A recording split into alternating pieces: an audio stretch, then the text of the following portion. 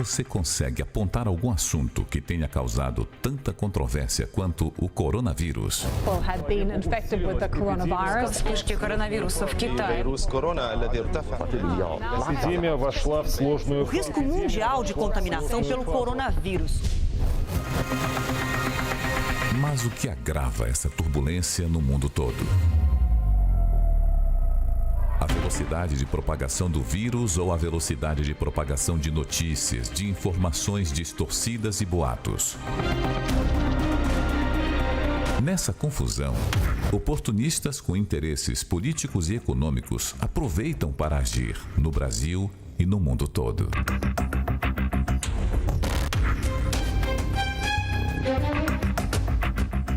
A Organização das Nações Unidas publicou um alerta para que os países evitem o excesso de medidas de segurança.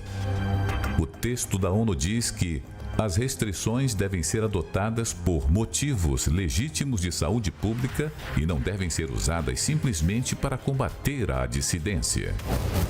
Na Hungria, por exemplo, o primeiro-ministro Viktor Orbán tenta manter o estado de emergência indefinidamente, o que lhe daria o poder de suspender leis e governar por decretos. O parlamento do país tem conseguido barrar as intenções do primeiro-ministro. Nos Estados Unidos, foi o Departamento de Justiça quem tentou tirar proveito da situação. Ele pediu ao Congresso autorização para que, durante a quarentena, juízes possam prender pessoas indefinidamente e sem julgamento. Segundo a ONU, os excessos são uma ameaça à democracia. E no Brasil, qual é a situação? O coronavírus está causando uma crise política, com reflexos graves na economia, que atingem a população mais pobre. Grande parte também é vítima de decisões que impedem a busca de ajuda espiritual nas igrejas. Para a população mais humilde, fica difícil até de saber qual decisão, lei ou decreto está em vigor. Em cada cidade brasileira, havia uma decisão diferente.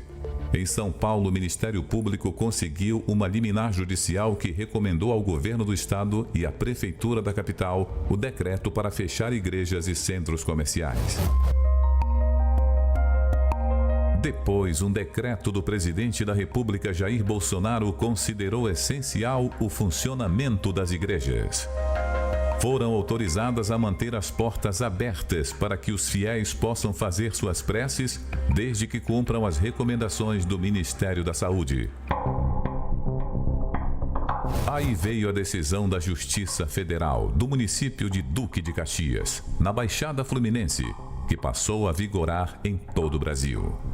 O juiz Márcio Santoro suspendeu a decisão do presidente Jair Bolsonaro, que incluía igrejas e casas lotéricas como serviços essenciais e que poderiam ficar abertas durante a quarentena. Muitos templos se adequaram para evitar aglomerações, mas surgiram os oportunistas. Alguns prefeitos proibiram a abertura dos templos em seus municípios. Estão mantidas. A Prefeitura de Registro, interior de São Paulo, ameaçou multar em até R$10 mil igrejas e líderes religiosos que descumprissem o decreto municipal. E em Caraguatatuba, litoral norte de São Paulo, o prefeito José Pereira Júnior manteve o decreto que igrejas fiquem de portas fechadas, sem reuniões e missas. O excesso de medidas de segurança que a ONU pediu para evitar pode trazer mais efeitos nocivos à população. Sexta-feira, o ministro da Economia, Paulo Guedes, fez um alerta. Se a economia for desorganizada, o Brasil vai sofrer a pior crise de todos os tempos. Na sua opinião, está havendo oportunismo político na onda do coronavírus? Saiba agora, no Entre Linhas.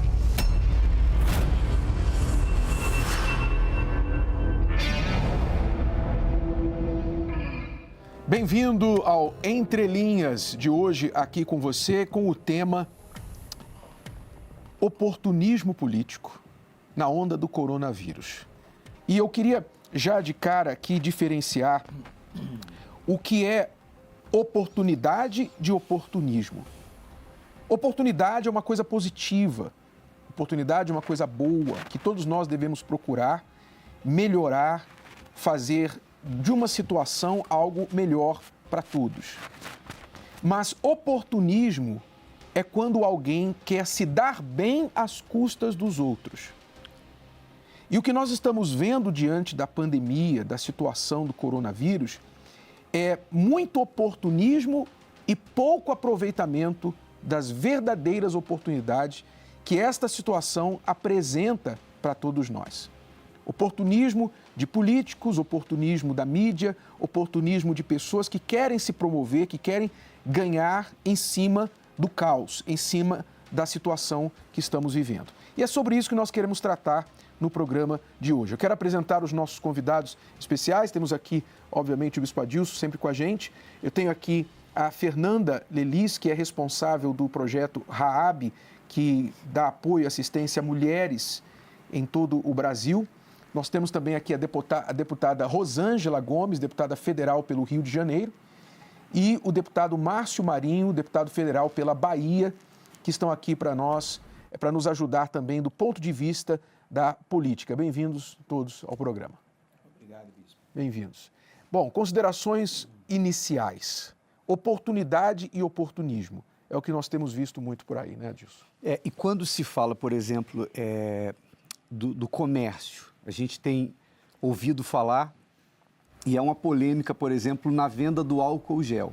Foi preciso, inclusive, uma intervenção da parte do governo para determinar que o álcool gel fosse vendido sem que se visasse um lucro a preço de fábrica, vamos dizer assim.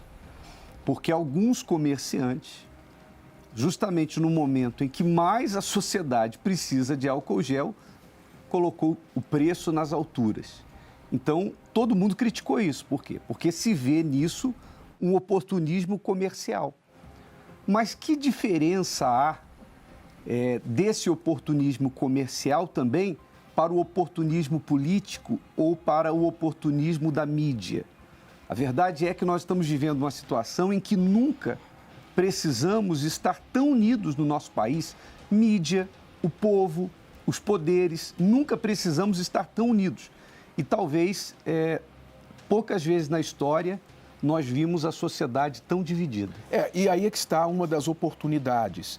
O coronavírus traz uma oportunidade de unir todos os poderes, de unir todas as forças para trazer soluções. É a oportunidade de rever a situação do nosso sistema de saúde, de melhorar o sistema de saúde tão caótico no nosso país, porque esse problema, essa epidemia, está expondo aí as vísceras do nosso sistema de saúde. É uma oportunidade, não vai melhorar agora, mas é uma oportunidade de olhar o que está acontecendo e o que pode ser feito lá na frente para evitar esse problema lá na frente. São oportunidades que o problema traz, mas o oportunismo é demasiado. Tanto quanto venda de alimentos em preço 3, 4, 5 vezes mais do que o preço normal, como também o oportunismo político, que eu queria que vocês falassem a respeito disso, porque vocês estão na política e nós estamos vendo aí uma situação vergonhosa.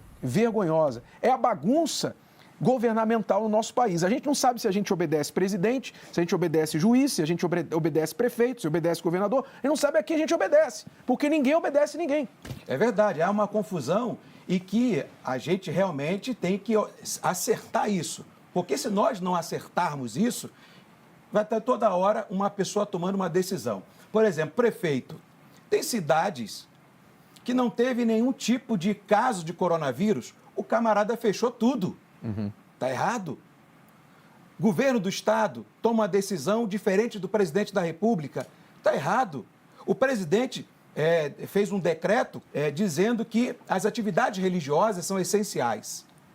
Veio um juiz e acabou derrubando essa medida. Suprimiu esse artigo do decreto do presidente da República. Eu ouvi que ele vai recorrer à Advocacia Geral da União, que defende as ações do governo, irá recorrer para derrubar, para permitir que as igrejas... E tudo isso, desculpe, tudo isso, deputado, é uma grande perda de tempo. Sabe por quê? Porque agora o presidente tem que tirar o tempo dele para ir derrubar um decreto de um juiz que derrubou o decreto dele. Quer dizer, tudo isso é distração. Tudo isso é perda de tempo. Ninguém está preocupado com o povo. Ninguém está preocupado com o que é o melhor para a nação. Estão preocupados em dar cartada. Ou eu posso mais que você. Esse é um dos problemas do nosso país. É o desespero tão grande pelo poder, é o desespero tão grande de aparecer, de querer ser, sabe, se fazer em cima de uma situação que ninguém está aí nem se lixando para o povo. Essa é que é a realidade. Ninguém está se lixando para as pessoas. Porque as pessoas estão passando, especialmente os mais pobres, porque vamos falar da verdade aqui. Normalmente quem paga a conta, quem paga o pato é o pobre. É verdade, Bispo Bernardo. Com todo o respeito que tem à Organização Mundial de Saúde, com todo o respeito que tem ao ministro Mandetta, a quem trabalhei 4 anos na Comissão de Seguridade, Justiça e Social, eu sei que ele é um ministro aplicado, mas esse plano, ao meu ver, Bispo, mais à frente, ele irá colapsar. Porque nós temos aqui um plano de isolamento social, né, de quarentena, para as classes A, B e C. As classes D e E, que são as classes mais miseráveis, mais pobres, elas certamente não podem se dar o luxo de seguir à risca a esse plano, né? Nós temos no Brasil 31 milhões de brasileiros que não têm acesso à água, não têm acesso à água potável. Como é que esse indivíduo vai lavar as mãos diariamente, todas as horas? Nós temos no Brasil, como o Bispo Edilson falou, 13 milhões de brasileiros desempregados.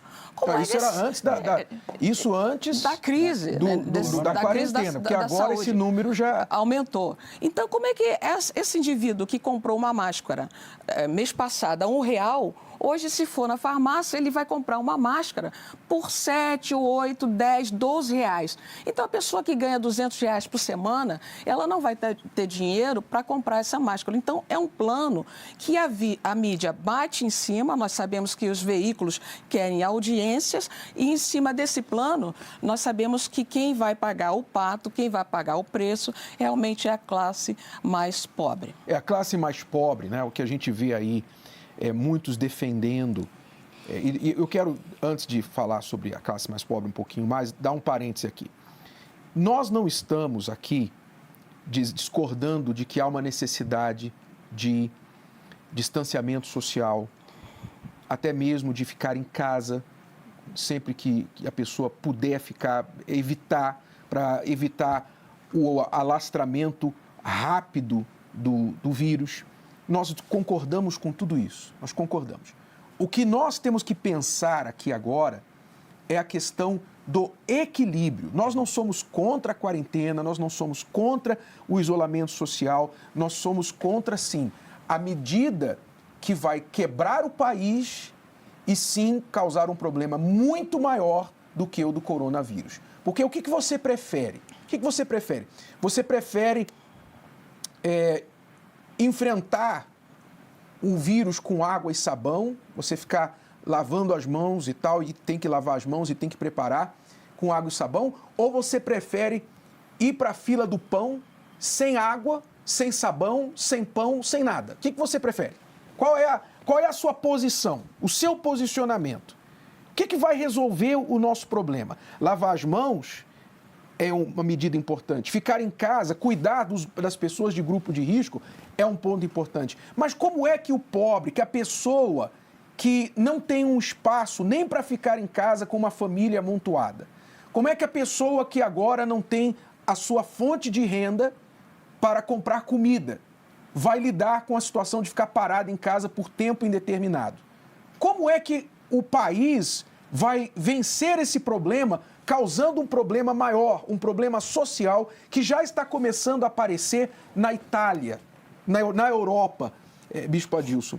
Na Europa, nós já estamos vendo sinais de revolta da população com a questão da quarentena e do isolamento, porque está começando a faltar dinheiro e comida para as pessoas. E estamos falando de um país cuja economia está em outro nível, o sistema público de saúde está em outro nível e que já está chegando a isso.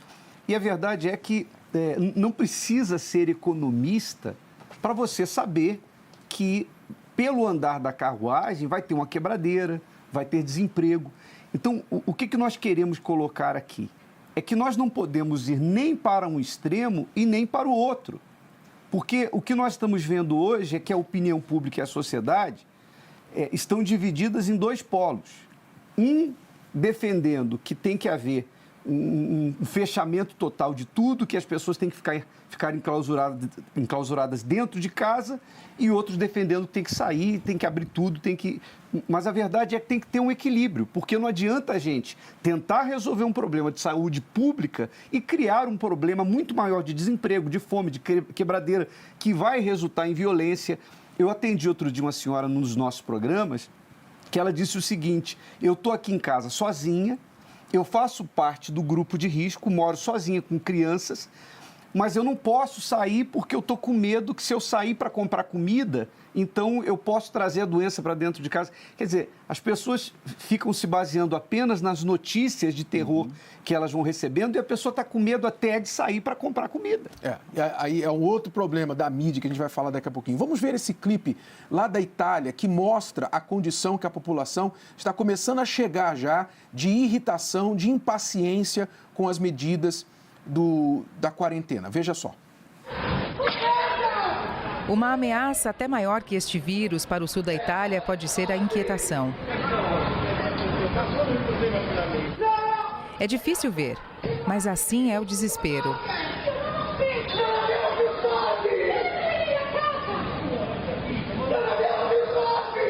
Este homem está gritando com a polícia, dizendo que ele e sua família estão sem dinheiro.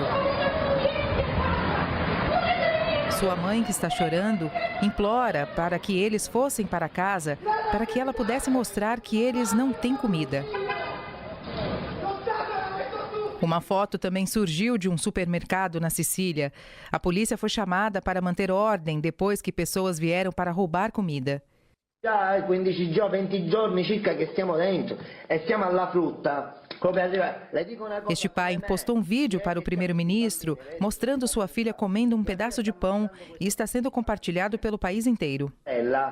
Se, come minha filha, altri bambini fra qualche giorno non riescono a mangiare sto pezzo di pane, sia tranquillo che lei non se ne sta a casa senza rimorso, perché facciamo a rivoluzione. O primeiro-ministro tem disponibilizado 25 bilhões de euros para famílias e negócios afetados pelo lockdown. Alguns ainda estão esperando por essa ajuda. Outros não qualificam porque seus trabalhos não são oficialmente registrados. A Itália possui uma grande economia de dinheiro. A grande maioria disso está no sul. Quanto mais ao sul se vai, maior é a depravação e maior o desemprego. Apesar do vírus não ter chegado a um nível de crise como no norte, a dificuldade e a fome ameaçam ser problemas ainda maiores. Nos últimos dias, pessoas têm começado a organizar assaltos de supermercados em grupos fechados de redes sociais. Um vídeo compartilhado com a gente mostra um homem na Sicília com uma arma se oferecendo para matar. O prefeito de Palermo diz que facções criminosas estão explorando a situação e incitando a violência.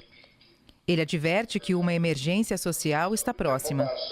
I soggetti sono anche privi di risorse, anche quei pochi risparmi che avevano messo da parte si vanno esaurendo e questo certamente lascia intendere una possibile esplosione di una questione socio-economica.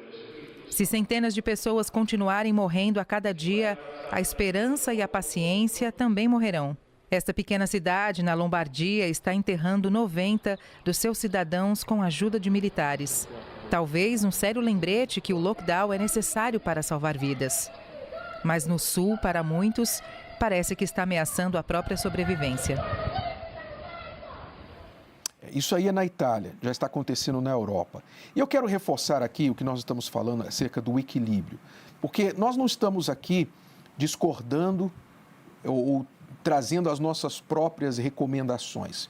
Vamos ouvir o que o ministro da Saúde, Luiz Henrique Mandetta, tem recomendado para a nação. Esta semana, o ministro concordou que a saúde tem que trabalhar alinhada com a economia. O ministro concordou que houve uma precipitação no nível de medidas tomadas por alguns governadores, ou a maioria dos governadores, trazendo para seus estados e cidades um fechamento, um lockdown, às vezes extremo, e que está impactando, inclusive, já a saúde, já está impactando a saúde. E está impactando a chegada de medicamentos, está impactando o movimento de médicos, de enfermeiros, de profissionais da saúde, já está impactando esse lockdown, já está impactando a saúde por causa da paralisação. Então, o próprio ministro da Saúde defende uma medida coordenada entre o Ministério da Saúde e o Ministério da Economia para que juntos nós possamos resolver o problema, ou seja, medidas equilibradas. Mas estão se ignorando a própria autoridade máxima no assunto atualmente, que é o Ministério da Saúde. O Ministério da Saúde está recomendando, sim, um isolamento pontual nos lugares de foco, nos lugares de risco, onde está havendo mais casos, mas não uma quarentena generalizada que é insustentável a médio e longo prazo para o nosso país. Isso é recomendação do ministro da Saúde. Vamos ouvir aí o que ele falou, por favor. Desliguem um pouco a televisão. Às vezes ela é tóxica demais. A quantidade de informação e os meios de comunicação são sórdidos porque eles só vendem se a matéria for ruim. Senão ninguém compra o jornal. Nunca você vai ser um jornal falando assim, uma pessoa estava sorrindo hoje na rua. Nunca você vai ver, a felicidade está reinando aqui em tal lugar. Isso não vende. Só vende a manchete, um óbito, morreu um óbito de jovem, e isso vende. Então, às vezes, desliga isso um pouco, reúne a sua família e conversa, dialogue, veja quais são os valores, acalmem, baixem a bola e vamos junto, que juntos a gente vai sair dessa. Aí vem o papel da mídia, não é? Porque nós estamos falando de uma pandemia, uma epidemia, e existe também a infodemia. O que é a infodemia? É a disseminação de informações que geram pânico, que geram atitudes adversas, como, por exemplo, o medo de sair de casa e ir no supermercado, porque vai se contaminar, a informação que gera fake news, que gera a compra impulsiva de papel higiênico, de comida esvaziando as prateleiras dos supermercados, então causando uma situação que não precisava, era desnecessário. O papel da mídia, que era o papel de supostamente informar as pessoas, educar as pessoas, minorar, ser aliada do governo para beneficiar a população. Não. O que você vê na mídia hoje em dia? O que você vê? Você vê a mídia batendo no governo o tempo todo. Batendo, é o presidente que apanha. Se o ministro da Saúde fala alguma coisa que discorda do presidente, eles batem no ministro da Saúde. Eles querem bagunçar, eles querem o caos. Há quem queira o caos no nosso país. Alguém tem que falar isso. E essa é a verdade. Há quem queira o caos do nosso país. Não está interessado em ajudar o povo, não está preocupado com vida de pessoas, porque se estivesse preocupado com vida, vamos falar agora de vida. Tá? Porque as pessoas falam assim, não, mas as pessoas estão morrendo e tal. Sempre morreu gente, sempre morre gente. E morre muito mais do que com coronavírus. As estatísticas mostram isso. Vamos mostrar aí agora as estatísticas das doenças atualmente que matam mais do que o coronavírus. Doenças e outros problemas que matam mais do que o coronavírus. Que parece que hoje todo mundo parou de morrer dessas coisas. Hoje só morre de coronavírus no Brasil. É ou não é? Não se morre mais de assassinato, acabaram os assassinatos, acabaram os roubos, acabaram morte de câncer, acabaram... Todo tipo de morte agora acabou no Brasil. Você não vê mais tipo de morte no Brasil. Não, teve terremoto na Croácia, eu tive que ficar caçando para encontrar notícias. Ninguém morre mais de terremoto. Porque quase que não se falou Se tiver um terremoto lá que cair metade do país, da cidade, ninguém vai morrer. Só vai morrer se for coronavírus. A culpa é do coronavírus. O coronavírus que matou, não foi o terremoto. Essa é a situação da mídia. Vamos ver essa matéria. Preste atenção.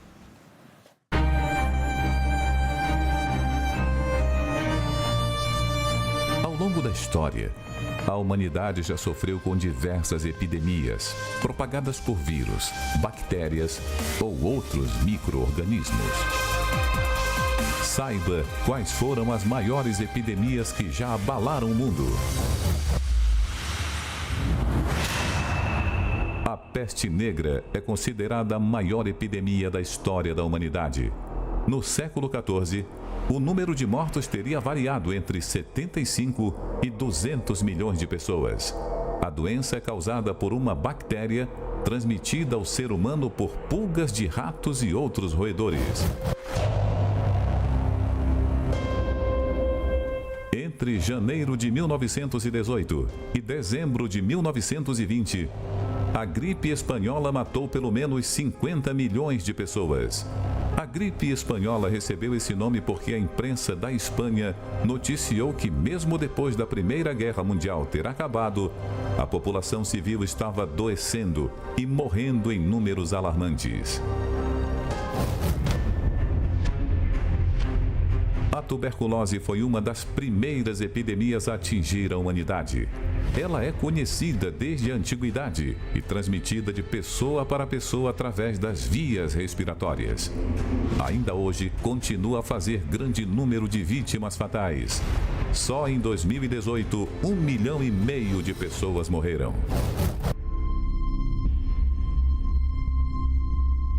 De 1896 a 1980, 300 milhões de pessoas morreram por causa da varíola.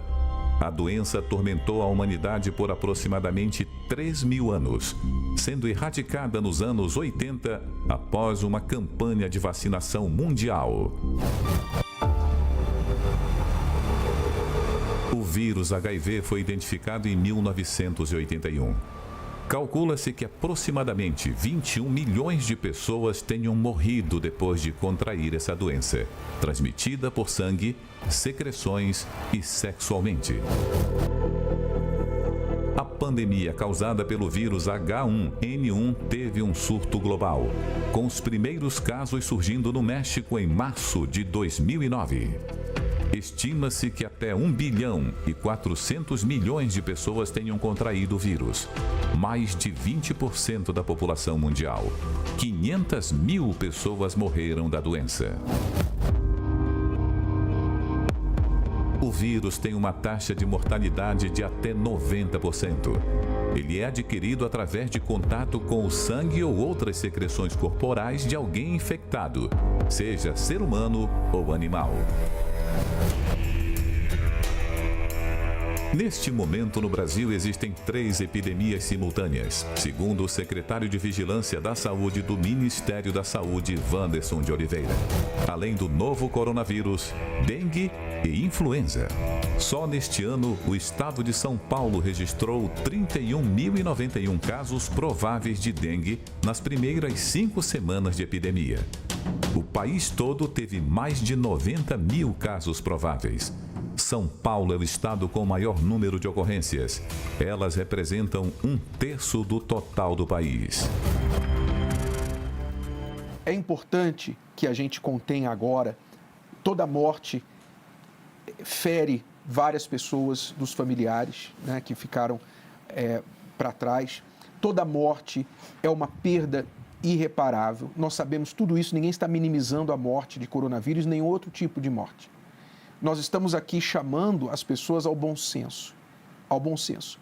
Nós temos exemplos de países que lidaram de forma muito eficaz com o coronavírus, como, por exemplo, a Coreia do Sul, que fez um trabalho magnífico entre o governo e os empresários e a população, sem causar esse alarmismo que está sendo causado no Brasil.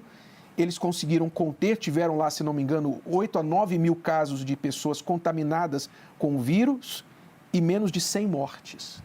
Ou seja, muita gente contaminada, mas poucas mortes. Por quê? Porque eles trabalharam com a inteligência, trabalharam para providenciar o que realmente vai resolver o problema, que são leitos, respiradores e isolamento das pessoas contaminadas e as pessoas de risco. Foi isso que eles fizeram. Por que os governos não pegam, por exemplo, os 50 maiores empresários do Brasil e colocam uma condição? Eu acho que não precisa nem colocar uma condição. Se é que, se for preciso fazer um decreto, tá aí um decreto inteligente. Tá aí um decreto que os nossos governadores deveriam pensar em fazer, ao invés de ficar fazendo decreto para fechar a porta de igreja, né? Um decreto, se for necessário, de colocar que os empresários de um certo padrão de condição financeira cedessem da sua riqueza, do seu dinheiro, valores para construir hospitais de campanha, valores para comprar respiradores, para comprar material de teste de vírus. Faça isso, una-se com o empresariado.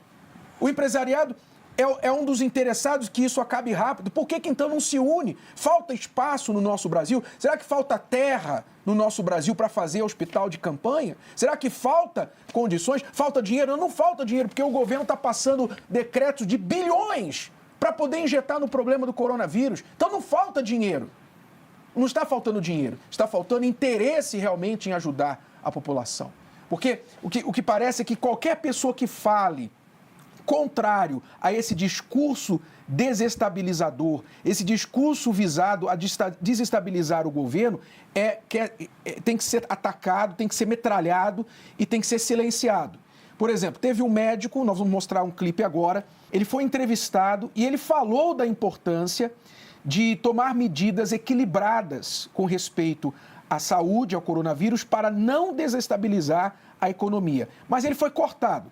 Olha só o que o médico falou e como ele foi cortado quando o discurso dele começou a sair da pauta, aparentemente, do entrevistador. Vamos acompanhar. 2.900 pessoas infectadas, 70 mortes aproximadamente.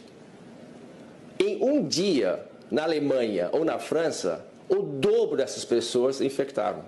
Ou seja, o Brasil, em 3 semanas, teve metade do número de pessoas infectadas por dia na Alemanha e na França. Não vou nem falar da Itália. Por que isso acontece? Porque é o que nós temos estudos científicos mostrando. O coronavírus, ele é extremamente sensível à temperatura. Desde 1985, os estudos mostraram que a família coronavírus não se multiplica bem, não sobrevive bem em temperaturas acima de 20 graus centígrados.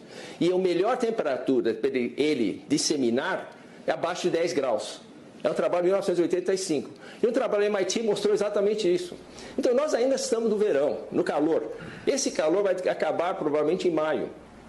Certo? Então, não é o momento de nós fazermos um confinamento com prejuízo econômico e de saúde às pessoas. O professor Ioannidis e o doutor Stephen Watts, também dos Estados Unidos, mostraram o seguinte: se nós fizermos um confinamento desse tipo, nós vamos levar doenças mentais, problemas psicológicos e outras doenças que possivelmente não recuperáveis, como suicídio, como violência. Nós sabemos que nesses últimos dias houve aumento da violência contra mulheres e entre as pessoas também.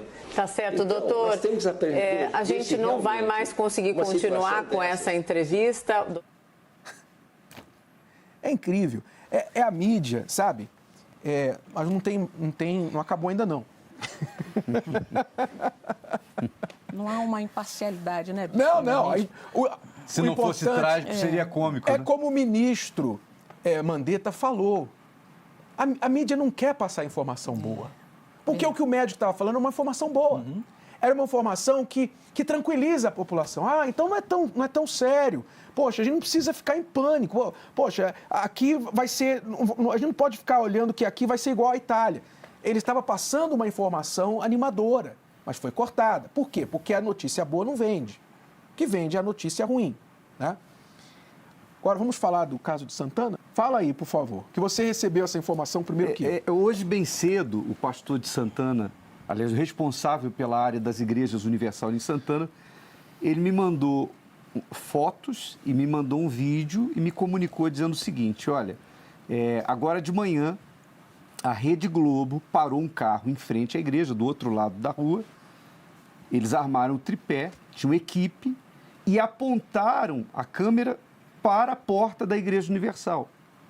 O pastor foi até a equipe e perguntou o que eles estavam fazendo. Olha aí. E eles disseram, não, é só para ver se vai ter culto. E ficaram ali com a câmera apontada para a porta da Igreja Universal. Olha só, a Igreja Universal do outro lado da rua, a câmera da Globo com uma equipe de 3 pessoas em frente, apontada para as portas da Igreja Universal. Mas sabe por quê? Porque eles não têm outras coisas para noticiar. Não tem nada mais importante para noticiar no nosso país. Então, 3 funcionários da Rede Globo, hoje designados para estar às portas de uma Igreja Universal. E foram em Santana porque aqui no templo já estava o Estadão, que é a outra foto, é a outra imagem do Estadão. Domingo passado, dia 22, estava já um carro de reportagem do jornal O Estado de São Paulo, o Estadão, aqui no Templo de Salomão. Eles estavam aqui do outro lado da rua, filmando, gravando, falando com pessoas, querendo pegar a Igreja Universal fazendo alguma coisa errada. Graças a Deus não pegaram nada, porque nós não estamos fazendo nada de errado. Mas está aí, o carro da reportagem, mais 3 pessoas, o Estado de São Paulo, isso aí aqui no Templo de Salomão, domingo dia 22 e domingo dia 29. Eu queria saber se a Rede Globo estava lá quando nós fizemos esta ação que você vai ver agora. Eu queria saber se a Rede Globo quer mandar uma equipe de 3 pessoas para filmar ações como esta que você vai ver agora. Desse garotinho que uma ação da social ajudou, uma ação social da Universal ajudou nesse momento do coronavírus aqui em São Paulo. Preste atenção. Qual que é o seu nome? Natan. Quantos anos você tem, Natan? 6. Você mora na rua ou mora onde, Natan? Mora no Coreto. Você mora aqui no Coreto da praça?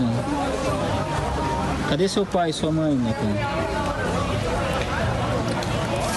Meu pai tá preso. Minha mãe tá lá em cima do Coreto. E você tá gostando da comida aí que você recebeu aqui no trabalho? Você já tinha comido hoje já? Não. Desde manhã que você não comeu nada?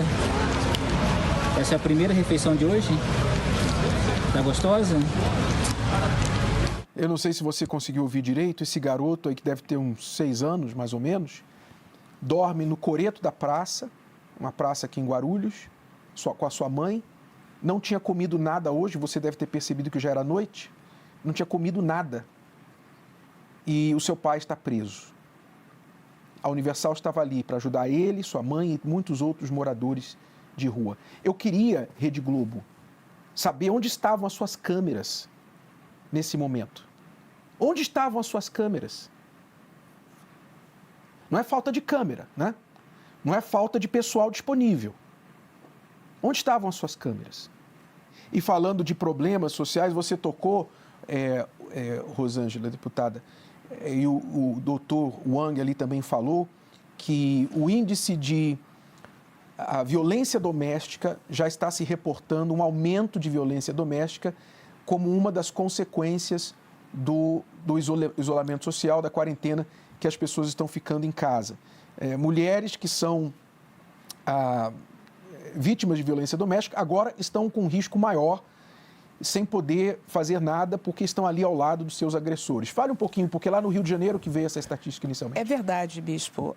No Rio de Janeiro teve um aumento significativo, de 70% de denúncias que chegaram até a excelentíssima juíza doutora Adriana, no plantão do Tribunal de Justiça do Rio de Janeiro. Mas esses dados, Bispo, eles se reportam à capital carioca, Fluminense e Niterói. Esses dados não refletem a região metropolitana, São Gonçalo, Nova Iguaçu, Baixada e o interior. Então, ao meu ver, no meu entendimento, eu acho que esse número é muito maior. Porque a mulher que é vitimada, que sofre agressão lá em Seropédica, Japeri, ela não dispõe naquele momento de condução, uma van, um ônibus. Houve a redução de trens, de horário de pegar a condução e ir até o Rio de Janeiro para fazer o registro. Então, esse número, na verdade, pode ser maior do que 70%. Por outro lado, também, a ouvidoria do Ministério da Mulher, Família e Direitos Humanos também percebeu um aumento de 9% de violência dentro dos lares nesse período de confinamento. Os maiores indicadores no Rio de Janeiro, São Paulo e também no Paraná. Então, o Ministério colocou à disposição a Casa Abrigo para as Mulheres Vítimas de Violência, orienta essas mulheres que são vitimadas, que estão convivendo ainda mais com seus agressores, a procurarem uma delegacia, fazerem a ocorrência e dar toda a assistência. Mas isso realmente é um problema que é proveniente deste fato do isolamento social. Porque chega quinta, sexta, sábado, domingo, nas comunidades carentes, o senhor sabe que, infelizmente, os homens vão para os bares, bebem mais, e chega em casa, acaba morando num cômodo, acaba praticando a violência. E como que ela vai reportar agora, né, que o homem está ali do lado? Ele está ali e qual segurança que ela vai ter que depois que a polícia for embora, o marido não vai voltar a agredi-la ainda mais depois da denúncia? No seu caso, Fernanda, fala um pouquinho, você está à frente do Projeto RAB, que lida com mulheres que sofrem abuso, violência doméstica, entre outras coisas. Fale aí do que você tem visto nesses últimos dias, desde que a quarentena foi implementada. Bispo, a deputada falou sobre estatísticas, né? Mas eu tenho visto pelo WhatsApp de ajuda do projeto casos reais, não por estatísticas, mas por casos que eu tenho recebido. Até isso que o senhor acabou de falar sobre o agressor estar ao lado dessa mulher hoje em dia. Tem mulheres querendo tirar denúncias antigas porque esse agressor está dentro de casa. Ela não tem uma medida protetiva, ela não tem como estar longe e procurar ajuda da família, porque é muito bom se isolar se você tem uma casa muito grande, mas e mulheres que moram dentro de um cômodo com marido, filhos, mãe, todo mundo ali dentro e não tem para onde correr, né? Então, a gente tem recebido no WhatsApp do projeto que, infelizmente, hoje está tendo que ser uma ajuda limitada, porque a gente não pode trazer essa mulher aqui para dar uma ajuda mais pessoal a ela, porque muitas delas a gente já encaminhou, levou aos lugares que elas precisam pedir ajuda, esses órgãos públicos, né? E hoje em dia a gente está tendo que tentar ajudar por WhatsApp, né? Pedir ali a ela calma, muitas vezes tentar gerenciar aquela crise, porque o marido já está nervoso, potencializou aquela violência que já existia. Então, tem sido, sim, infelizmente, é uma notícia que eu não gostaria de dar, porque a gente trabalha para diminuir isso, não para aumentar, mas realmente tem aumentado bastante. Eu tenho casos, claro, a gente não fala por causa do sigilo, a gente não mostra as mensagens, mas eu tenho várias mensagens aqui comigo de pessoas que estão precisando, sim, de ajuda, de mulheres que não sabem o que fazer, né? Então, a gente hoje em dia encaminha para a advogada do projeto, para a assistente social, para que elas possam orientar da maneira que elas consigam através do telefone. Fora aquelas que, como o senhor estava falando aí, das ações sociais, a gente tem precisado ir dar uma cesta básica, precisado ir na casa dela para entregar alguma ajuda, porque até isso elas não têm tido. Pois é, aí a gente pergunta, né? Onde é que estão os juízes para lidar com esses casos? Qual é o tempo do juiz? O juiz tem tempo para fazer decreto, para cancelar o decreto do presidente. Mas cadê o juiz para cumprir a lei de proteção às mulheres, as ordens protetivas? Onde está a polícia? Não é? Tem polícia sobrando. Nós tivemos aí um vídeo que mostrou 5 viaturas de polícia na porta de uma igreja universal. Onde foi isso? Ceará. No Ceará. 5 viaturas de polícia na porta de uma igreja universal. 5. Mas não tem polícia para proteger a mulher que está sendo agredida do marido em casa. Pense por você mesmo. Use a sua inteligência. Algumas pessoas estão perguntando aí, Bispo Adilson, o que a Universal está fazendo nessa altura? Posso falar o nome aqui? Pode falar. O Gilberto Aurino da Silva. Ele diz assim: oportunismo das igrejas. O que a Igreja Universal do Reino de Deus está fazendo para ajudar os necessitados? E a Josiane Inácio diz: por que vocês não ajudam o próximo? Agora é a hora. Pois é. Então vamos ver aí o que a Universal está fazendo. Nós ficamos um pouco constrangidos de mostrar isso, honestamente. A gente não faz o trabalho social para mostrar. Jesus falou que o que a sua mão direita faz, a esquerda não deve ver. Então, você não vê normalmente nas nossas programações um apelo muito grande, um espaço muito grande para divulgar obras sociais. Embora tenham dezenas de projetos. Muitas. A Fernanda aqui é uma delas. Né? É um dos projetos o Projeto RAB, que trabalha para dar apoio às mulheres vítimas de violência e tudo mais.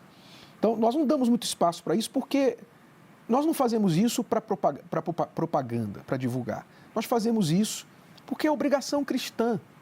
É obrigação cristã. Mas as pessoas, obviamente, que normalmente não fazem nada, né, não mexem um dedo pelo pobre necessitado, usam esse dedo para apontar para a Igreja Universal. Bom, vamos ver aí então. Desculpe, eu falo novamente com constrangimento. A gente fica constrangido de mostrar essas coisas. Mas vamos ver aí um pouquinho do trabalho da obra social da Igreja Universal. O Unisocial está chegando aqui na casa da Edmara. Edmara, você mora aqui, você, o seu esposo...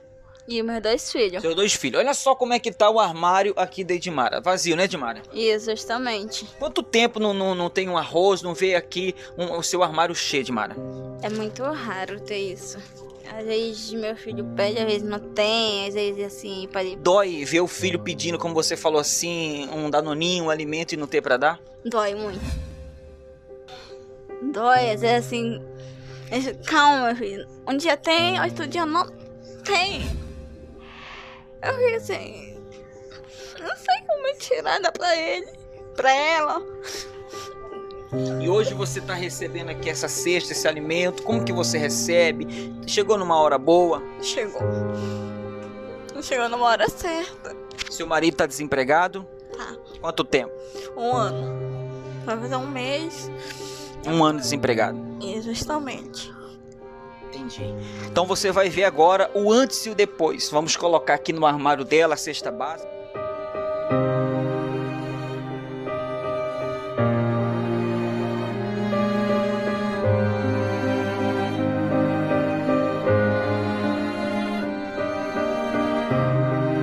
Eu queria convidar você que está aí agora assistindo esse vídeo e foi tocado pelo Espírito Santo para você trazer uma cesta básica, um alimento para fazer chegar a uma outra família. Que Deus abençoe a sua vida. O Unisocial é o braço social da Igreja Universal que trabalha para levar ajuda onde ela é mais necessária no momento que estiver acontecendo. Ou seja, nesse momento do coronavírus, nós temos levado cestas básicas às pessoas mais carentes. Nós temos, quando existem catástrofes naturais como enchentes, acontecem, nós vamos lá socorrer, ajudar, prestar assistência aos bombeiros, aos socorristas, às vítimas e várias outras ações. Estamos aqui com o Bispo Leandro Zangarini, que está à frente do trabalho da IVG e do Unisocial. E fale mais um pouquinho sobre algumas ações que estão acontecendo nesse momento que a Universal está fazendo. De vários projetos, Bispo Renato, que nós temos realizado, tem 3 projetos que nós intensificamos nessa época de pandemia. Esse mês de março, só o Unisocial, nós distribuímos às comunidades 50 toneladas de alimentos. Só esses últimos dias? Só em março. Bicho. Só em mês de março? Somente 50 toneladas. Globo! Isso Globo. A Globo não mostra. Globo, alguém manda para a Globo? Alguém pode mandar para a Globo? Por favor? 50 toneladas de alimentos que chegaram às pessoas mais carentes pelo trabalho Unisocial da Igreja Universal. Nessa última semana que se intensificou o isolamento das pessoas, nós conseguimos realizar atendimentos nas casas. A gente teve que ir aos lares, porque a gente não consegue receber mais, fazer aquele trabalho comunitário para não causar aglomeração. Então, só indo nas casas, como dessa senhora, a história dessa senhora é muito forte, 71 anos, há 1 mês, passando fome e há 2 dias quase sem se alimentar. Não tem áudio disso aí, não? Tem a matéria completa. Bota o início aí. Bota e vamos ver. Agora? Tô passando fome. Sério? Nós recebemos uma informação que é uma senhora que precisa de ajuda.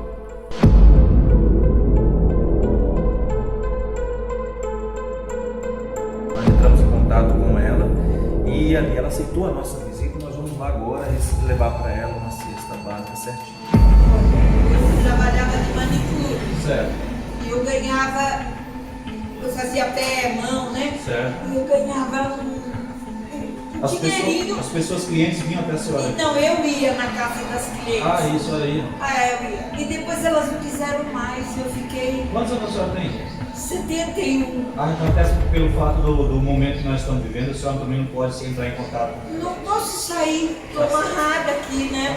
Olha, eu estou passando fome, acho que um mês, pego de um, pego de outro. Um vem, sabe, eu estou como um cachorrinho que pega do chão. E ontem a senhora se alimentou? Não. Hoje também não? Não. Então isso aqui vem embora? Nossa, o Senhor Jesus é maravilhoso e vocês também, muito obrigada. Nós estamos aqui para ajudar, tá bom, Daniela? Muito, muito, muito. A gente vai ficar mantendo contato com a senhora. Ai, por favor. Vou ficar ligando para a senhora para saber como é que a senhora está, tá bom? Muito obrigada, eu sei agradeço. Mas isso aqui vai estar em boas mãos. Ai, muito obrigada. Então, esse foi mais um caso. Então, as pessoas estão recebendo, nós estamos levando lá até a casa das pessoas o alimento. 10 mil casas, 10 mil lares já receberam as visitas dos voluntários da Igreja Universal, recebendo cestas básicas, kit de higiene pessoal. Em alguns a gente consegue levar até o álcool em gel. Fora esse trabalho, esse projeto, Bispo, eu gostaria... Que não custa R$500, não, né? Não, de forma alguma, é gratuito. Não, só para avisar, porque essa ainda fake tem news, gente acreditando nessa informação. Essa fake news rolou por aí, é importante falar que isso é fake news. A Igreja Universal não está vendendo álcool gel, está dando álcool gel, em alguns casos, para as pessoas. Inclusive, essa senhora não teve o trecho, não deu para colocar na matéria, mas ela se emociona na hora que o pastor mostra que ela está recebendo álcool em gel. Porque se ela não tinha condição nem para se alimentar, imagina o álcool em gel que muitas pessoas estão gastando horrores nos dias atuais. Mas outros trabalhos, Bispo, como o Unisocial, que a gente está atendendo as pessoas carentes, as pessoas que estão sem condição nenhuma. Tem uma senhora, de uma matéria que nós realizamos, uma senhora que a gente visitou, que a única renda de dentro da casa era o marido que vendia bala no semáforo. E com essa questão do isolamento, eles ficaram sem condição nenhuma. Ela estava ali comendo, quando o pastor chegou ali na hora com assistência para ela, ela estava ali comendo repolho com pimenta. Era a única comida para ela, para o esposo e 2 crianças. E nós já chegamos a 10 mil lares e queremos, é claro, poder ajudar mais. É claro, a gente quer ajudar mais e a gente pede também ajuda às pessoas que podem. Você que pode doar, fazer uma doação de alimento não perecível, itens de higiene básicos. Você pode fazer chegar essa sua doação a uma Universal. Se você chegar ali, entregar o alimento, entregar o item de higiene para o pastor, nós vamos montar as cestas básicas e vamos levar, fazer chegar às pessoas mais carentes de todo o Brasil. Claro, a gente não pode fazer para todos, gostaríamos de fazer para todo mundo, mas aonde a gente puder, nós vamos fazer chegar. E você pode fazer chegar a sua ajuda. Você pode trazer aqui no Templo de Salomão, você pode levar aí, em qualquer parte do Brasil, levar esse donativo de alimento. E o trabalho do Unisocial vai fazer chegar às pessoas mais necessitadas. Que tipo de alimentos, normalmente, as pessoas, numa cesta básica? Os principais alimentos, arroz, feijão, macarrão, também é bom uma proteína. Às vezes a gente pede para a pessoa colocar uma lata de sardinha para a pessoa se alimentar. Onde tem crianças, biscoito doce ou biscoito salgado são os principais alimentos. É claro que a cesta básica acaba levando café, açúcar, sal, também para a pessoa poder até cozinhar os alimentos. Tem também um kit de higiene pessoal, que a gente também pede, porque se a pessoa não tem alimento, também não tem como comprar um kit de higiene pessoal. Bispo, eu gostaria também, se for possível, falar também sobre 2 outros projetos, fora esse é só Unisocial, que nós realizamos isso, que é o Anjo da Madrugada. Porque o morador de rua, nessa época do isolamento, ele continua na rua. Ele continua sem a condição, ele continua sem o trabalho e agora pior, porque antes ele pedia ajuda e ainda tinha pessoas na rua para poder ajudar. E não tem. E toda semana nós temos em todo o país esse projeto Anjo da Madrugada, levando refeição. Aqui no Templo de Salomão nós levamos até agora a carretinha com banho do bem para todos, levando o corte de cabelo. Ali ele faz a barba, ele faz a refeição, recebe uma oração, recebe uma palavra de fé, de ânimo, porque muitos se desesperam também nessa hora sem saber realmente o que está acontecendo, porque não tem acesso à informação. E o outro projeto que agora a gente intensificou também nesses dias, principalmente neste sábado, dia 28, nós começamos, em parceria com a Polícia Rodoviária Federal, que tem o Siga Bem Caminhoneiro. Eles têm uma campanha todo ano, né, Bispo Márcio, sobre fazendo atendimento aos caminhoneiros. E eles buscaram a Universal para nós podemos dar essa ajuda a eles. Qual tipo de ajuda? E como que nós estamos fazendo isso? São 150 postos da Polícia Rodoviária Federal em todo o país. Nós temos agora voluntários desde o sábado, dia 28 até o dia 11 de abril. Vão ser 15 dias. Nós vamos levar marmitex, kit de higiene pessoal, suco e também a palavra de fé aos caminhoneiros. Aí um policial rodoviário federal... Essas são algumas imagens aí. Olha só, pode ampliar a imagem, por favor. Então, esse é um posto rodoviário onde voluntários da Universal estão doando aos caminhoneiros kit de higiene, marmitex, suco, água, porque está muito caro. O senhor estava falando de oportunismo, eles estavam comentando que marmitex, que eles pagavam R$13, as pessoas estavam cobrando 50. Eles não têm condição para isso numa viagem de dias. E também porque os restaurantes estão fechados. Estão todos fechados. Por causa da quarentena. Todos fechados. Então, o caminhoneiro que tem que viajar, tem que parar para comer, não tem mais restaurante aberto. E nós estamos com voluntários nesses 150 postos da Polícia Rodoviária Federal em todo o país, dando essa assistência a eles. E nesta quarta-feira, dia 1º de abril, quarta, quinta e sexta, 1, 2 e 3 de abril, aqui no Templo de Salomão, nós vamos ceder um espaço para o Banco de Sangue aqui de São Paulo para realizar uma campanha de doação de sangue. Os bancos de sangue estão muito abaixo da sua norma e nós vamos ajudar o Banco de Sangue promovendo essa campanha de doação de sangue, não só no Templo de Salomão, mas em todo o Brasil. Pode variar as datas, dias e horários, mas isso está sendo feito em parceria com o Banco de Sangue em todo o país. Aqui no Templo de Salomão, nesta quarta-feira, de 9 da manhã a 1 da tarde, se você quiser doar sangue, você está em boas condições de saúde, de 18 anos até 60 anos de idade, você então é bem-vindo para vir aqui fazer a sua parte e doar sangue também. Nesta quarta-feira, dia 1, quinta, dia 2 e sexta, dia 3, um espaço do Templo de Salomão será doado para esse trabalho de obra social. Mas falta-nos tempo para falar de tudo que está sendo feito. Então fica aí, se alguém quiser saber mais, acompanhe as nossas mídias, as nossas redes sociais, acompanhe Você quer conhecer a Universal, quer saber o que a Universal está fazendo? Não fique olhando fake news, fique olhando o que a Universal está fazendo. Vá na fonte, faça isso. Porque se você for depender da Globo para mostrar isso, do Estadão, da Folha de São Paulo, do UOL, se você for depender dele, você está perdido. Você só vai ver coisa ruim e fake a nosso respeito. Essa é a realidade. Agradecemos a todos que nos acompanharam até aqui. Agradecemos, inclusive, àqueles que estão nos assistindo para nos criticar. Obrigado que você ficou aí até o fim. Obrigado pelos deputados, Luiz Zangarini e todos que estão com a gente. Até a próxima. Vamos sair juntos disso tudo, vamos sair mais fortes, vamos continuar nesta fé e nós vamos vencer.